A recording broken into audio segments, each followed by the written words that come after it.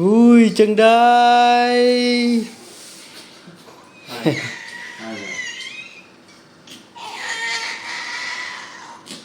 ตอนนี้ซาลีกำลังจะจกอาวุธกำลังจะจกอาวุธกำลังจะจกอาวุธขึ้นมาจกอาวุธขึ้นมาเปลี่ยนลำกล้องเกียมจะจกอาวุธเกียมจะจกอาวุธเฮ้ยเกียมจะจกอาวุธเฮ้ยเกียมจะจกอาวุธเฮ้ยเกียมจะจกอาวุธเกียมจะจกอาวุธขวดโลดอะไรเยี่ยไอ้เฟืองยิ้มเลยพี่น้องเอ้ย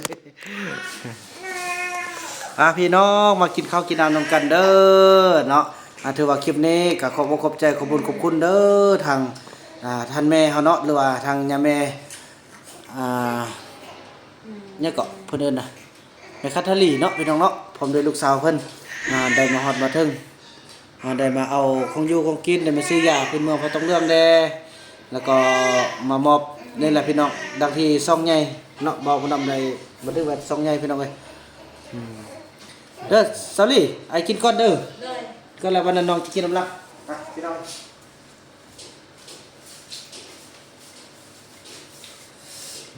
ที่เสด็จ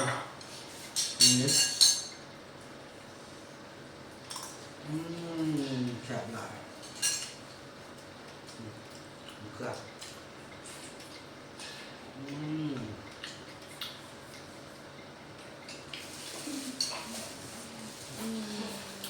บอกไปแล้วพักสั้นคนหนึ่งอะไรพักสั้นเลยไปแล้วไปเยอะอันนึงพักสั้นนะไปแบบยันเสียมาเที่ยเดินเสียตื่นเราก็เสียแต่ในหูเนาะ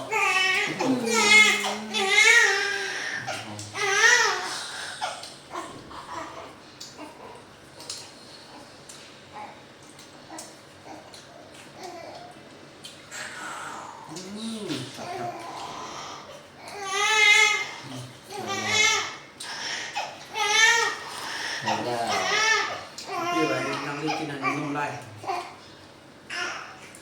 อาหารปลาเพิ่นได้แท้เด้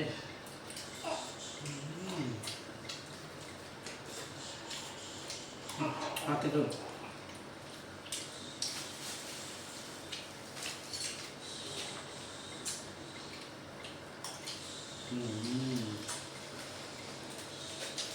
ดีใจเนาะเพื่อนเดินในคอมเมนต์เขาจะพูดติดตามสถานมาให้กันจะจริงเนาะเดี๋ยวนี้ไอ้เฟื่องเนี่ยเป็นพระเอกอันดับหนึ่งละตอนนี้นะคอมดี้อย่าสมดุลตำแหน่งเด้อตะกี้เดี๋ยวมีพวกนู่นดีไปมาลำจมจอยต่อมาซาลี่เดี๋ยวประตูตำแหน่งในอย่างแบบว่าของตำแหน่งตลอดเลยบอกไปซ้ายซาลี่นะตั้งแต่เห็นบ้องไปป่านี่เราไปนี่สำหรับเป็นเหล้าบอกเป็นอย่าง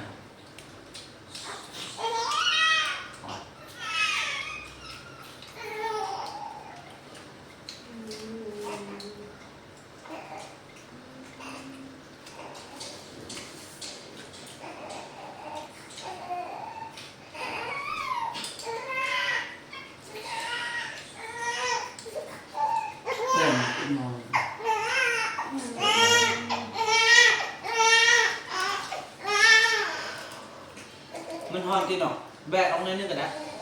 เนาะน้องอบลางอบแรกมันห้อนเป็นอันตุ้มได้ออกเลยค่ะ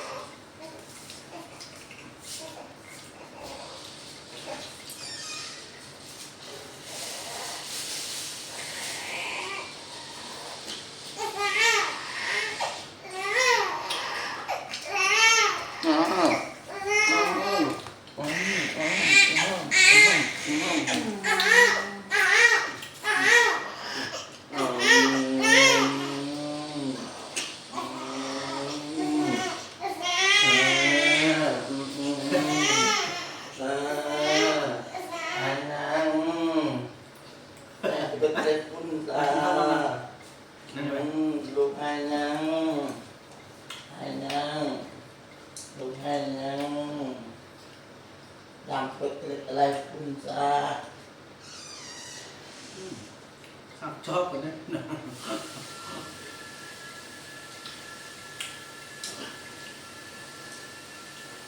เนี่ยมาเราฮักพอเฟื่องเด้อ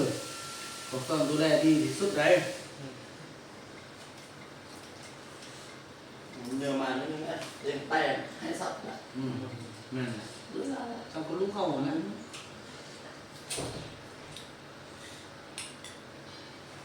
จ้างไปได้หาต้นเนื้อมันไม่ถึงจ้างไปได้ คือเราลูกพื้นน่ะ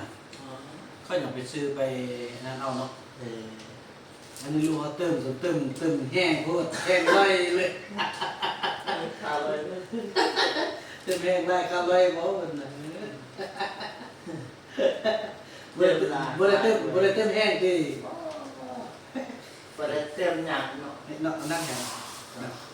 ที่พ่อไปได้เต็มหนังเนาะ เอา ไปได้เต็มหนัง บ่ได้เติมเนี่ยสำหรับอีพ่อนี่ต้องตะเกา เกาหลีอ่ะ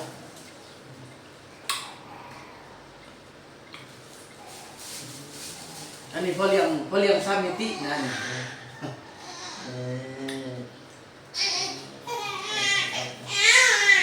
อันเนาะเปียกอาหารตาเฮ็ดของน้องมัก เออโอ้โห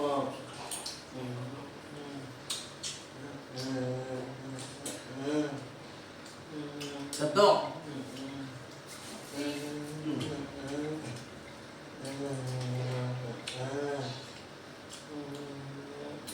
โถกู3-4มื้อวันนั้นจนนอนมื้อค่อยมื้อเลย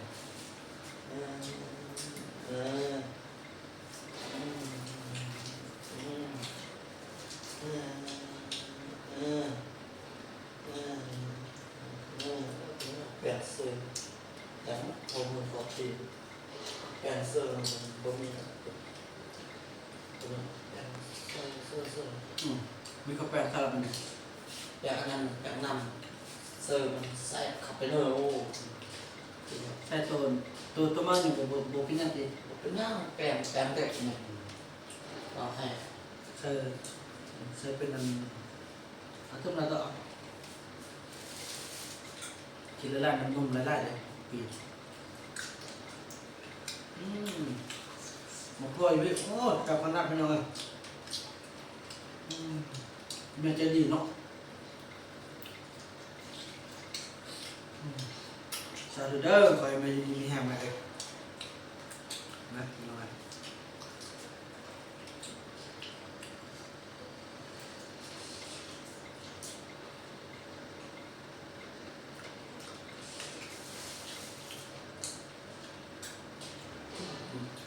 เดือนหนึ่งมันแห้งกูกว่าสามเดือนครับ เราเรียกว่าที่นั่นใหญ่ของเด้อ นักเอ็นดูที่มัวว่า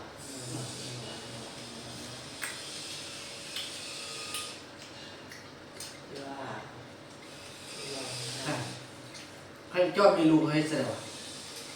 ทำเป็นอยู่บ้านนี่อยู่ป่าอยู่บ้านนี่เนาะอยู่ป่ายันออกมาแล้วยันเกิดบ่ได้ยันบ่มีเราเบิ่งเนาะก็บ้านมันต้องบ่เบิ่งเนาะมันเท่าเนาะ โอ้โหอยากเป็นผู้นุ่ม ให้ชอบมีอยู่บ้านเนาะ แล้วเดินกันมันยุ่งมากว่าแล้วเดินกันนี่ จัง ว่า ได๋ เส้นแหละมันลงไปตามเตือนเลย มันก็60,000มันพอมาเลยมันก็จะเป็นแน่คือบางไม้แหละพอเวลาดอกมันก็ดอกพอเวลามามันก็มากันได้ผสมเกสร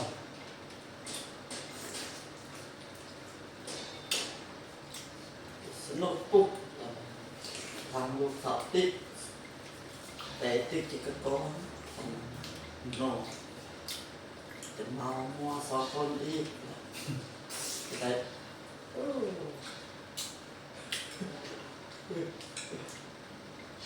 เข้านี่เลยว่าสองคนนั่นแหละแต่มุมพี่มุมเหนียวอีก ตื่นแล้วบ่เห็น นอนัวเอ้ยนัวเบื่อนัว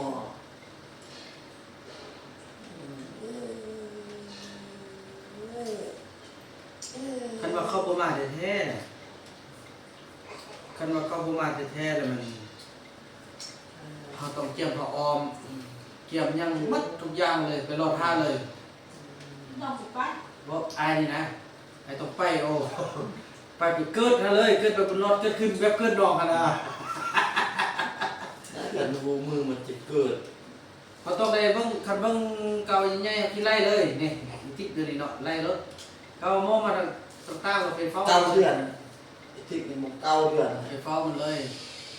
คันว่าถือว่าฮอตอันนั่นแหละพี่น้องได้รอดแท้ๆเลย พ่อก็ว่าลูกพ่อก็ว่าลูกพ่อก็ว่าลูกพ่อว่าข้าวปุ้น เขาไปสร้างอันนึงต่างหากเลย สร้างเครื่องน่ะเขาออม ทุกอย่าง แล้วก็ยาล้างบ้านยังต่างแล้วก็เขาเขากระเทือนเขาสิได้ออกนั่นแล้วก็ยันมันสิออกตอนเขาไปอยู่ก็แนะนำเขาให้อันนี้เด้อแซมอันนี้เด้อค่าเสื้อเนี่ยเขาบอกเขา เปิดออกบนนี้เยอะเขาไปไม่บ้านดิจิกินเดินเยอะไปดูบ้าน ป้าดีก็ดีใจนิดนึงนะที่สมัครผลิตลูกได้ตึ้ง ออกมาไปลูกที่นี่นะครับ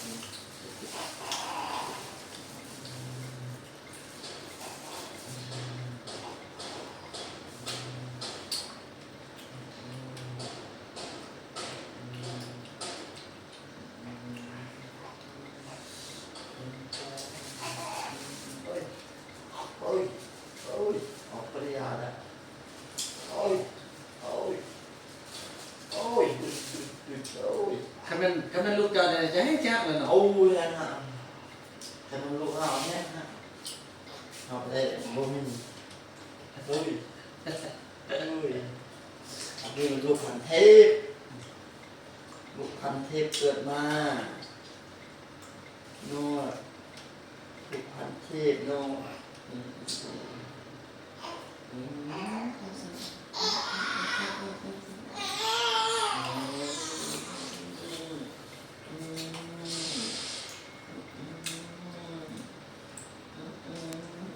ขาน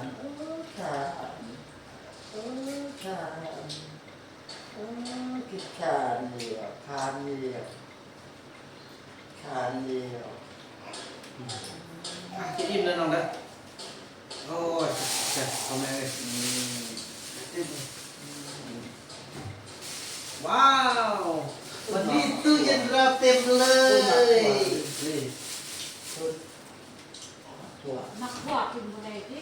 ไอ้กินแล้วเนาะกินแล้ว มักถั่วมันจาน บ่กินแต่ตัวมันส้มบ่กินแต่ตัวมันอันบูดมันเน่า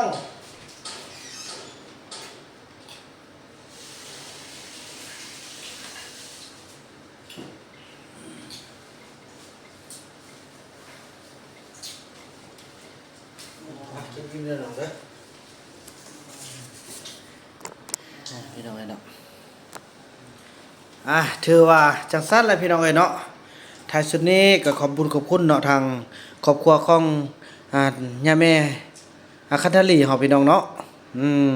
ที่เพิ่นได้นำเอาวัตถุปัจจัยอาหารการกินจังซี่แหละมาฮอดมาถึงให้ซาวลีให้บ่าวบุญนำให้บ่าวเฟืองได้มีอยู่มีกินก็ขอให้ทางพ่อทางแม่ตลอดฮอดทุกคนอยู่ในครอบครัวเนาะ